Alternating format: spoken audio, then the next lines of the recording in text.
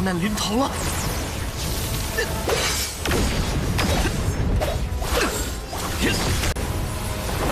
狮王现身了。 Halo semuanya, bagaimana nih kabar kalian? Pada kesempatan kali ini, Mimin akanlah melanjutkan tonggak dari Tomb of Valengard episode 29. Di episode sebelumnya, Chenan telah mengacak-ngacak sekte pengembala mayat. Tetapi entah mengapa di akhir-akhir, Chenan tidaklah melanjutkan pertarungan guys. Justru dia kembali untuklah menemui Yuxin dan mencoba melepaskan segel kematiannya. Kalau begitu, langsung saja kita masuk ke dalam ceritanya.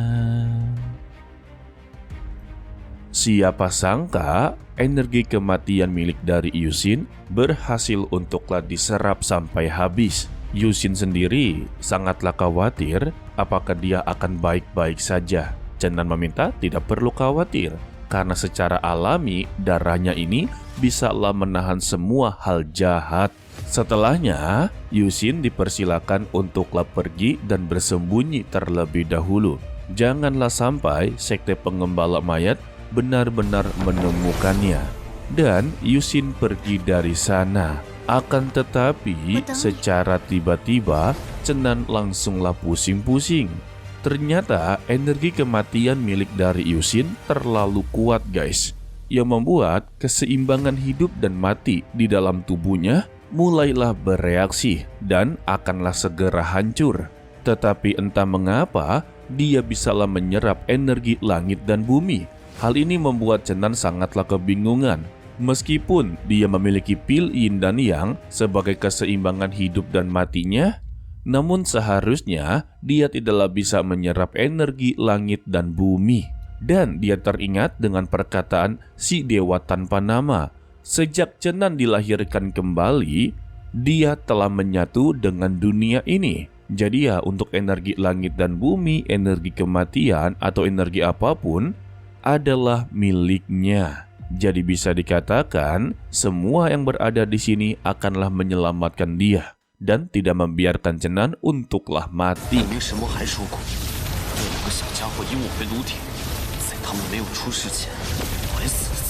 Dengan energi spiritual langit dan bumi, membuat keseimbangan hidup dan mati Chenan mulailah stabil.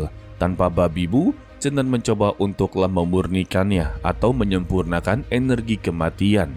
Setelah dia berhasil, kesadaran spiritual dia tiba-tiba meningkat drastis. Ya, tandanya Chenan berhasil untuklah menerobos tingkat ke-6. Layaknya seperti itu ya, tapi kita tidak diberitahu. Hanya saja Chenan begitu sangatlah senang. Dengan peningkatan ini, dia bisalah menyalurkan energi spiritual langit dan bumi secara langsung.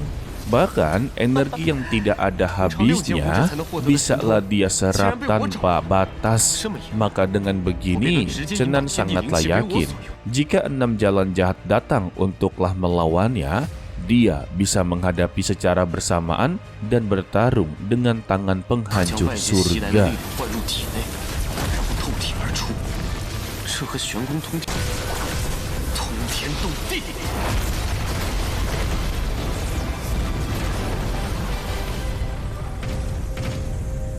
Kebetulan di sana ada Nanggong Yin dan juga Nanggong Qian-er. Karena penasaran dengan kekuatan sekarang, Chenan langsunglah menghajar mereka berdua.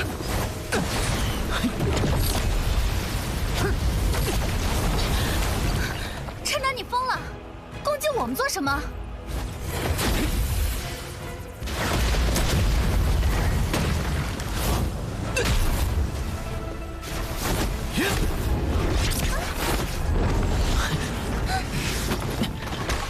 Beruntungnya, mereka berdua sempat untuklah menahan serangan. Setelah dari pertarungan itu ya, Chenan meminta maaf kalau dia hanyalah penasaran dengan peningkatan yang baru saja dia capai. Dan kedatangan mereka berdua bukan secara kebetulan, karena ya mereka berdua memang inginlah menemui Chenan untuklah membahas tentang sekte pengembala mayat. Sebelum itu ya, Qian-er melakukan hal biasa, yaitu menggoda Chenan. Dia meminta kepada Chenan sebagai tanda permintaan maafnya, dia haruslah mengajarkan dirinya teknik telapak pemusnah surga. Mendengar itu ya, Chenan mengiyakannya. Jika ada kesempatan lain, maka dia akanlah mengajarinya. Namun, semua ini tergantung dengan kemampuan Xian-Er, sebab dia hanya akan mengajari satu kali saja. Lalu, Xian-Er langsung membahas tentang sekte penggembala mayat yang diacak-acak oleh Chenan. Mereka telah mendengar kabar kalau Chenan menghabisi 13 mayat tanpa ampun. Jika Chenan memiliki niatan meminta bantuan kepada mereka berdua, tampaknya tidak akanlah berhasil. Sebab ya, mereka berdua ini berada di jalan kejahatan atau jalan kegelapan, sedangkan dia berada di jalan kebenaran. Terlebih, untuk sekte penggembala mayat sebenarnya berada di jalan kejahatan, meskipun ya tidak tertulis kalau mereka berada di sana. Jika mereka membantunya, berarti sama saja seperti menghancurkan jalan kejahatan. Mendengar ini, Chenan mengeluarkan energi kematian dengan memberitahu kalau teknik yang dia keluarkan adalah seni iblis. Dari namanya saja, mereka pastilah mengerti. Sehingga mereka bertiga berpindah tempat untuklah membicarakannya lebih serius. Chenan langsunglah terang-terangan kalau di dalam dirinya ini ada yang namanya jalan kebenaran dan jalan kejahatan. Jadi bisa dikatakan dia bisa kemana saja ataupun bebas ya. Terlebih dengan dua kekuatan yang berada di dalam dirinya, bisa dikatakan kalau Chenan adalah keturunan dari dewa-dewa kuno. Karena pada dasarnya para dewa-dewa kuno ini memiliki energi jahat dan energi kebenaran. Bahkan, Chenan membuat sebuah analogi kalau seluruh para iblis menjauhi dirinya, tetapi dia kebal terhadap segala kejahatan. Balasan dari Xian-Er, jika Chenan adalah dewa kuno, maka dia adalah reinkarnasi dari dewi legendaris. Ya intinya, dia akan terus menggoda Chenan sampailah hatinya benar-benar jatuh kepadanya guys. Berbeda dengan Nanggong Yin, dia tidaklah menanggapinya dengan serius. Jadi ya, dia menganggap pembicaraan ini hanyalah sebuah candaan saja. Namun, dia penasaran dengan kemampuan dari Chenan.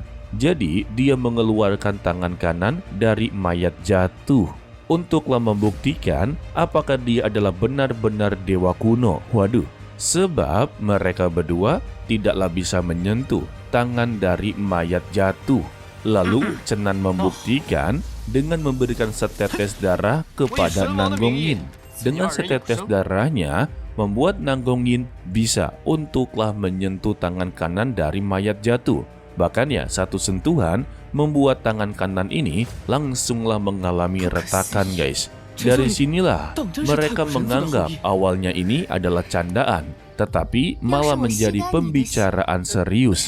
Jika Chenan memiliki darah ilahi, maka ya kesempatan besar akanlah terus datang kepadanya.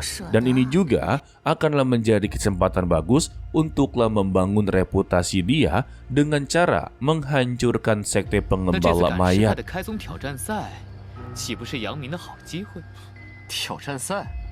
Lantas Chenan bertanya, apakah dari mereka berdua berniat untuklah membantu dirinya juga? Sebab ya tidak mungkin dia bergerak sendirian. Dan keinginan dari Chenan, kalau dia inginlah menyatukan jalan kebenaran dan jalan kejahatan untuklah menghancurkan sekte penggembala mayat. Mendengar ini, Nanggong Yin langsunglah tertarik. Kapan lagi jalan kebenaran dan jalan kejahatan bergabung menjadi satu dalam menghancurkan salah satu sekte? Tapi kan di awal katanya sekte penggembala mayat ini berada di jalur kejahatan. Tapi kan belum tertulis secara resmi kalau mereka berada di jalan yang sama guys. Jadi ya sah-sah saja jika jalan kejahatan menghancurkan sekte penggembala mayat. Sehingga mereka bertiga bergerak untuklah mengumpulkan pasukan. Singkatnya, pasukan telah terkumpulkan. Chenan langsung memberitahu kalau sekte penggembala mayat bukanlah pihak yang bisa diremehkan oleh mereka, sebab ada 3 mayat kuno yang haruslah mereka hadapi. Ternyata Cenan masihlah mengingat perkataan dari si monster tua. Alasan Cenan meminta bantuan kepada mereka, ya karena ada 3 mayat kuno yang tidak mungkin bisa dihadapi oleh Cenan, guys. Dan ini adalah alasan utama kalau Cenan tidaklah menghancurkan sekte pengembala mayat di sebelum-sebelumnya. Mendengar 3 raja mayat kuno saja, mereka sudah sangatlah ketar-ketir. Tetapi Cenan meminta tidak perlu khawatir karena yang tersisa hanyalah 2 mayat kuno saja. Untuk satunya telah berada di pihak mereka, yang tak lain adalah Yuxin. Sontak mereka semua terkejut, Cenan bisalah mengendalikan raja mayat kuno. Hal ini ya mendorong rasa semangat dan keberanian mereka dalam menghancurkan sekte pengembala mayat.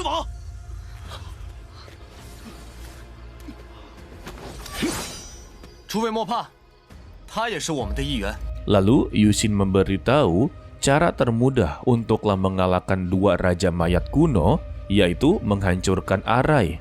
Jika mereka berhasil menghancurkan formasi arai tersebut, maka kekuatan mereka akanlah menurun drastis. Dan Cenan mempersilakan, jika ada yang ingin mundur, maka dipersilakan, guys. Namun tidak ada satupun dari mereka yang inginlah mundur. Mereka inginlah balas dendam kepada sekte pengembala mayat yang berani-beraninya untuklah membangkitkan leluhur mereka, bahkan meniru kemampuan dari sekte-sekte mereka, guys. 杀业最重，而赶尸派连王者都不放过，罪无可恕。这次我小林寺义不容辞。说得好，这么拼了，生死攸命，不错，正是。 Dan rencana selanjutnya, Cenan memberikan setetes darah ilahi satu persatu dari mereka. Sedangkan untuk Yuxin diminta oleh Cenan untuklah tetap berada di sisinya. Dia tidak boleh ikutlah bertarung ataupun bertindak secara sembrono ya. Alasannya, Cenan tidak inginlah Yuxin terluka ataupun menghilang dari dunia ini. Dia tahu kehadiran dari Yuxin saat ini hanyalah bersifat sementara, guys. Bahkan dia juga belum tahu jika sekte pengembala mayat dihancurkan, apakah Yuxin juga akanlah ikut-ikutan hancur. 开战以后，你一定要跟在我的身边。为什么？ 听我的，好吗？嗯。雨欣，我不能再让你受伤了，绝对不能。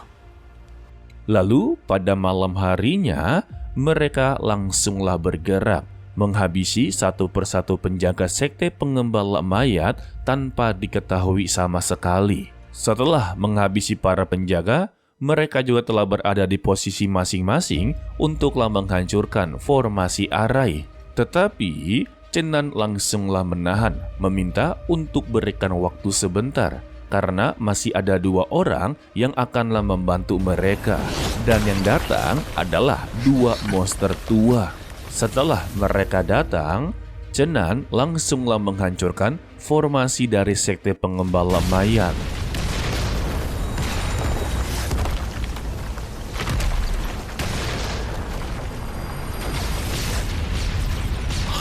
Sehingga segala sisi dari sekte pengembala mayat sudahlah hancur. Hal ini membuat ketua sekte pengembala mayat benar-benar sangatlah marah dan bertanya-tanya siapa yang mempunyai keberanian seperti ini. Dan terlihatlah beberapa praktisi memasuki aula utama mereka. Sontak ya ketua sekte benar-benar murka. Padahal sebelumnya dia telah menghargai kedatangan mereka dan memberikan hormat agarlah tidak menghabisi mereka. Namun balasannya mereka malah mengumpulkan pasukan begitu banyak dan berniat menghancurkan sektenya. Jadi untuk hari ini mereka tidak akanlah keluar dari sektenya. Dan keluarlah 2 raja mayat kuno yang siap untuklah membabat habis mereka, guys.